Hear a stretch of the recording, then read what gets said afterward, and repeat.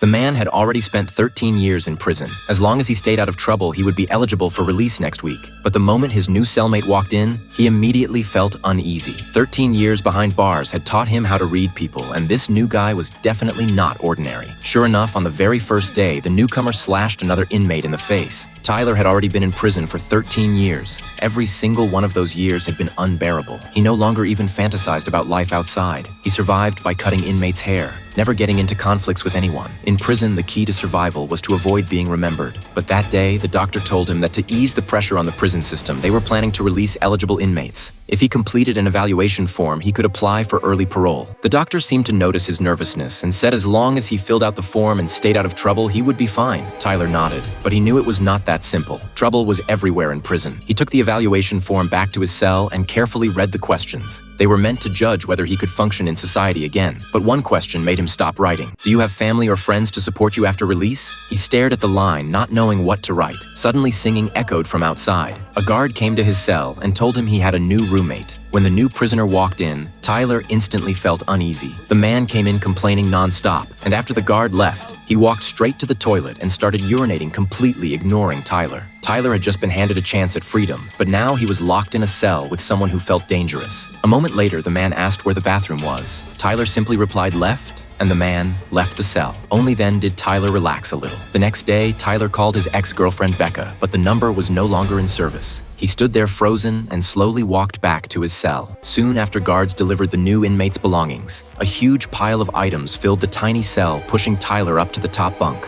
The man started organizing his space, lining up drinks and snacks neatly, and turning the game console on as if the entire room belonged to him. Another inmate came in trying to sell drugs. The man mocked him and told him to get lost. A while later, another inmate tried again, and the man suddenly snapped, smashing a can into the guy's face and cutting him open. The man ran out holding his wound. Tyler stayed silent on the top bunk. Doctors had told him not to cause trouble, but now that advice sounded like a joke. Over the next few days, their life together was surprisingly calm. One day, the man noticed Tyler had run out of toothpaste and casually handed him his own. Tyler froze for a moment while taking it. This man, who looked like he could explode at any second, might not be as dangerous as he thought.